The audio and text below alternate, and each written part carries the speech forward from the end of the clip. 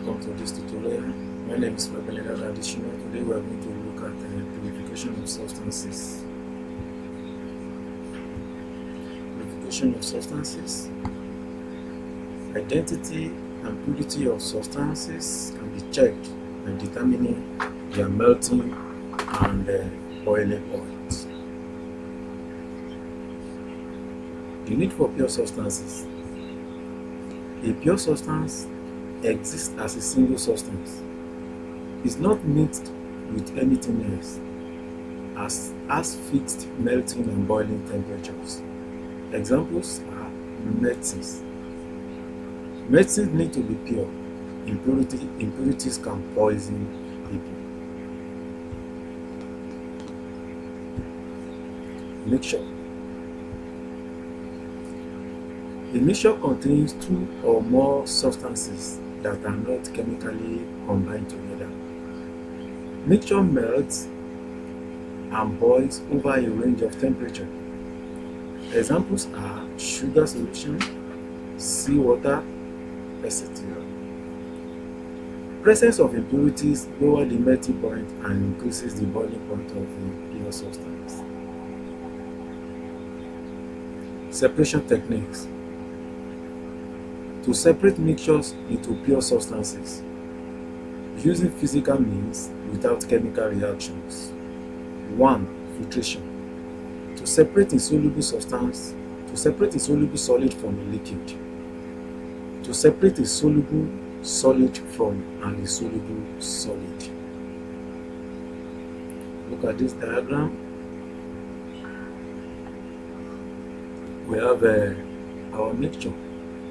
This is a filter funnel. This is a filter paper, and the filtrate will pass through this filter paper and collect the beaker. And what is left behind in the filter paper is the residue, which is a soluble solid. The soluble part of the mixture, which is a filtrate, is collected in the beaker. Decantation.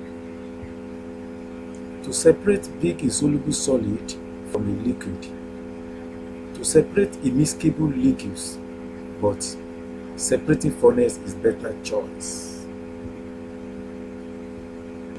Evaporation to dryness. To obtain a pure solid from a solution of the solid, this method cannot be used if the solid will decompose when heated. Example is sugar. When you heat a mixture that contains sugar, the sugar may melt and the color will change. There are some other things when you heat, they will decompose. Crystallization. To obtain a pure soluble solid from an impure solid. To separate a dissolved soluble solid from a solution as well-formed crystals. Theory behind crystallization method. As temperature decreases, solubility decreases. As the solvent evaporates, the solution becomes saturated. When the hot solution cools, it cannot hold as much solute as before. The extra solute separate out as pure crystals. Impurities that are present in small amounts will remain in solution. Look at this chart. When you have a dissolved impure solid in a suitable solvent, you evaporate solvent until solution is saturated. Cool the hot solution. Crystals of solid is formed and in the solution. We filter, collect. The impurity remain in solution. Impurities remain in solution. While a crystal dries between a sheet of filter papers, then solution is poured off. So you have a mixture inside there, the impurity is collected as a filtrate, while the pure substance as crystal is dry within the filter paper and is collected. Sublimation. To separate a mixture of solids in which one of it sublimes.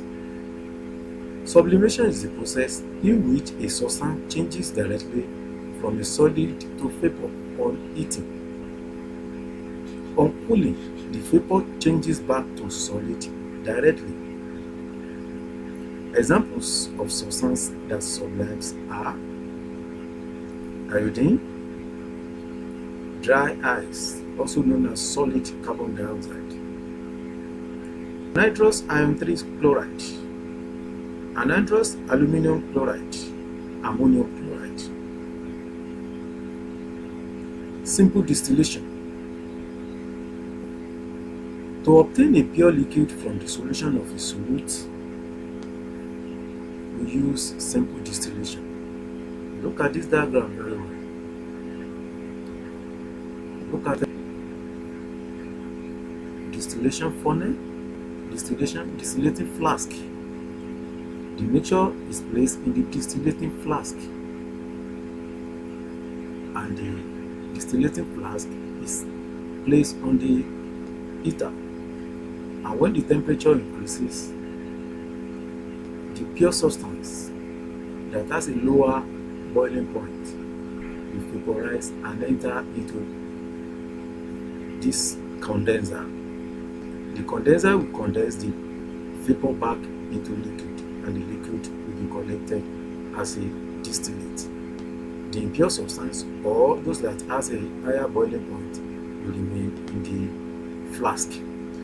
This is the thermometer, which is used to monitor the temperature of the system. Example of distillation. Pure water is obtained from distillation of seawater. However, a lot of energy and fuel is required, and this makes it costly to maintain. Fractional distillation.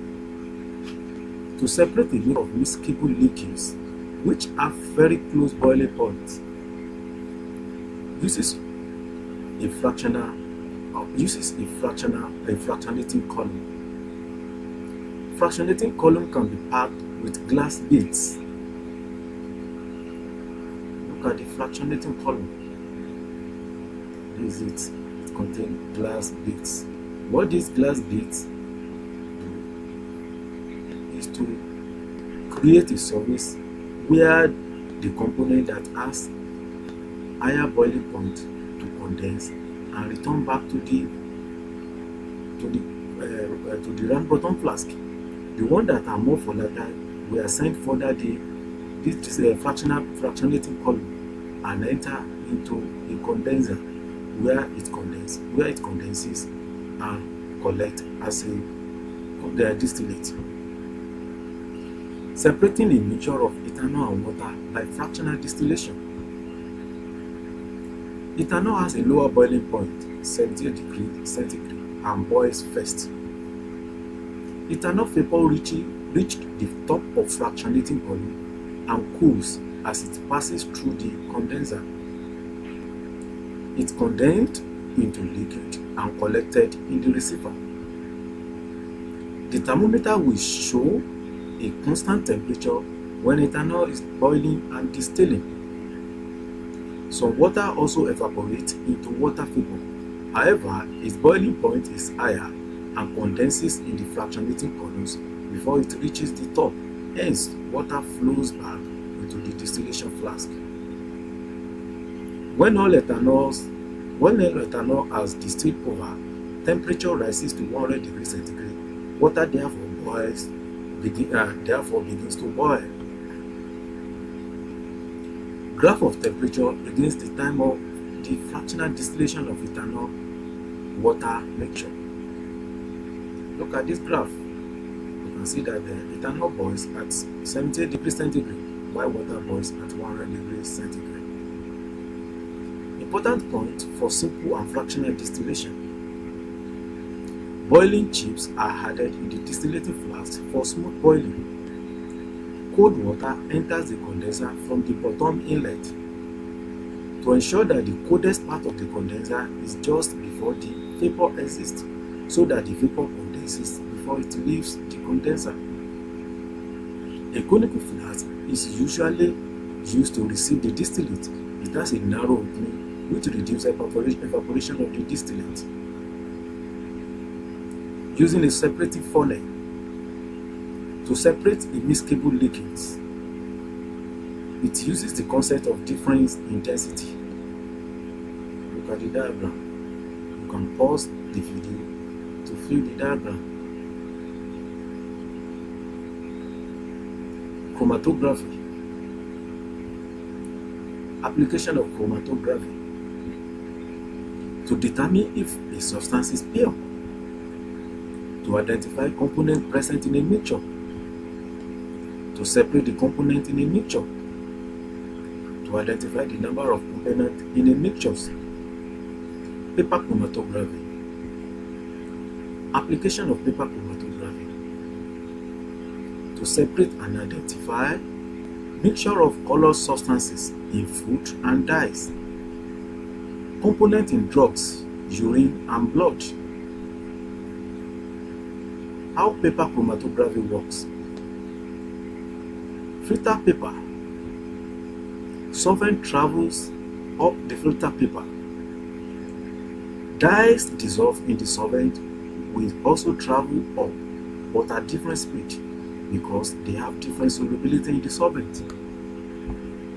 The more soluble substance will travel faster together with the solvent and will be further from the pencil line. If you look at the diagram very well, this is the solvent level, this is the pencil line, and this is the sample to be separated.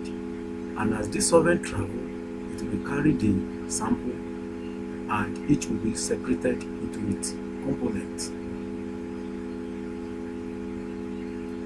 Hence, the dye will be separated and the result called a chromatograph. We can identify the nature of color substances by comparing the chromatogram of the unknown dyes with that of the known dyes.